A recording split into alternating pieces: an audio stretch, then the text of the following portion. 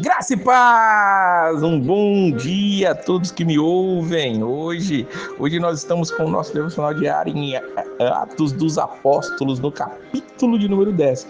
E se você está acompanhando aquilo que nós temos dito para você ler no Antigo Testamento, começamos hoje a leitura de Levítico. Você vai ler dos capítulos 1 até o capítulo de número 4.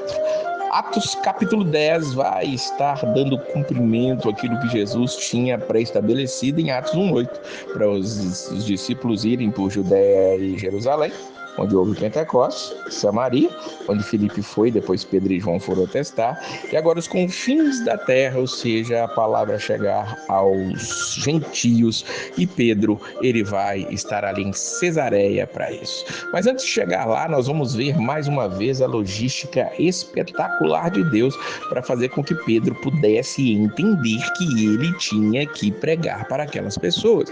Veja que em Cesareia morava um homem chamado Cornélio, ele é centurião ali da corte italiana, era um homem temente a Deus, orava a Deus e recebeu uma visão, diz o versículo de número 3. Nessa visão, ele recebeu a ideia, ali a mensagem que precisava mandar mensageiros a Jope e chamar Simão, que tem por sobrenome Pedro. Ele estava com Simão Curtidor e ele estava numa residência situada à beira-mar. Ele chama 2 dos seus domésticos, um soldado, e envia-os a Jope. Esse é o resumo dos 8 primeiros versículos aqui. Mas vejamos que Pedro também precisava entender o que estava acontecendo. E Deus vai trabalhar também em Pedro. Primeiro ele fala com Cornélio o que fazer, como fazer, e agora Pedro, ele está ali realmente em Jope, esperando ali o momento de poder almoçar. E aí ele sobe ao eirado, sobreveio em êxtase, ele vê o céu aberto e descendo sobre um objeto como se fosse um lençol. Nesse objeto, nesse lençol, tinha toda sorte de quadrúpedes, répteis da terra e aves do céu. Ele recebeu a ordem: levanta-te, mata e come. E Pedro vai retrucar: eu jamais comi coisa alguma comum ou imunda. Veja que os costumes judaicos estavam ali arraigados em Pedro.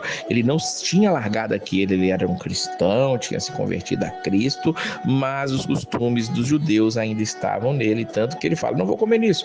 Havia uma lei dietética para os judeus, havia vários alimentos que eles não poderiam comer, e Pedro está dizendo isso: esses alimentos imundos eu não como. Mas aí ele recebe uma resposta: o que Deus purificou, não consideres comum. Isso foi dito para ele por 3 vezes. E Pedro ainda estava meditando sobre aquela visão, e o Espírito diz para ele: estão aí 2 homens que te procuram. Levanta-te, pois, desce e vai com eles, nada duvidando, porque eu os enviei. Esse também é um resumo dos versículos 9 até o versículo de número 20. Olha que coisa maravilhosa. Leia na sua Bíblia o que Deus está fazendo. Ele está trabalhando lá na vida de um homem chamado Cornélio, lá em Cesareia. Está trabalhando na vida de Pedro aqui, para que Pedro entendesse que era necessário ele levar o evangelho adiante, e depois, somente depois, ele vai conseguir entender o que esta visão quis dizer para ele. E no dia imediato ele entrou em Cesareia. Cornélio estava esperando por eles, tendo reunido seus parentes e amigos íntimos, diz o versículo 24. Então Pedro foi, eles chegaram até a casa de Cornélio.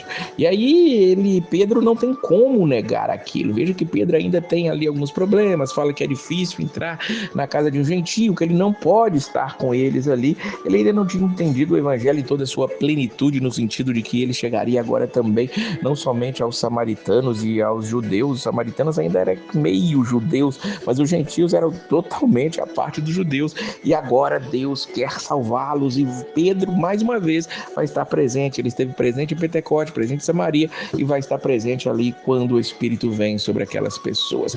Pedro, ele reconhece, diz o versículo 34, por verdade que Deus não faz acepção de pessoas, pelo contrário, em qualquer nação, aquele que o teme e faz o que é justo lhe é aceitável. E ele vai pregar para aquelas pessoas. Diz o versículo 38 que ele fala que Deus ungiu a Jesus de Nazaré com o Espírito Santo e com poder. Ele vai dizer no 39 que eles eram testemunhas de tudo o que ele fez na terra dos judeus, Jerusalém. E ele vai dizer no 40 que a este ressuscitou Deus no 3º dia e concedeu que fosse manifesto. E aí o versículo 41 traz uma informação interessante. Ele diz: não a todo o povo, mas as testemunhas que foram anteriormente escolhidas por Deus, isto é, a nós que comemos e bebemos com ele, depois que ressurgiu dentre os mortos. Veja que Jesus ressurreto, ele não se manifestou a qualquer um. Jesus podia ter aproveitado a ressurreição para converter a muitos ali, mas não é isso que acontece. Ele aparece para aqueles que já criam nele, na verdade. E aqui nós vamos ver que Pedro, ele testifica sobre ele.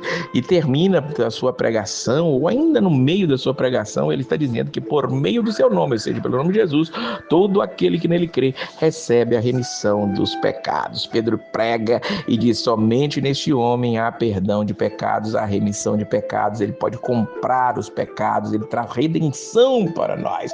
O versículo 44 diz que Pedro ainda estava falando essas coisas quando caiu o Espírito Santo sobre todos que ouviu a palavra. E ali Pedro não tinha ido sozinho, algumas pessoas foram com ele e estavam admiradas. Veja o versículo 45, porque também sobre os gentios foi derramado o dom do Espírito Santo. Pedro também estava ali, ele tinha recebido aquela visão em êxtase, estava extasiado de novo, e aí ele não tem como tomar uma outra atitude. Ele pergunta: porventura pode alguém recusar a água para que não sejam batizados estes que assim como nós receberam o Espírito Santo? E ali todos aqueles na casa de Cornélio foram batizados. Pedro estava ali, Pedro ordenou que lhe batizassem e ali eles foram batizados em nome de Jesus Cristo. Pedro não tinha o que fazer. Se o próprio Espírito já tinha vindo sobre aquelas pessoas e aquele estava extremamente autenticado, Pedro tinha que autorizar esse batismo. Que coisa maravilhosa. Nós, os gentios, começamos a entrar para a igreja nesse dia. Capítulo 10 é um capítulo marcante para a igreja daqueles que não são judeus, ou meio judeus como os samaritanos, mas são gentios como muitos. Acho que a grande maioria de nós, com certeza todos vocês que me ouvem. Que Deus possa abençoar a sua vida e creia, Jesus te chamou. Ele veio, ele fez o Pentecoste acontecer entre os gentios também ali na casa de Cornélio, para que a igreja continuasse crescendo para a glória do nome dele. Nós o exaltemos e continuemos servindo a ele com alegria para a glória de Deus. E a paz do Senhor!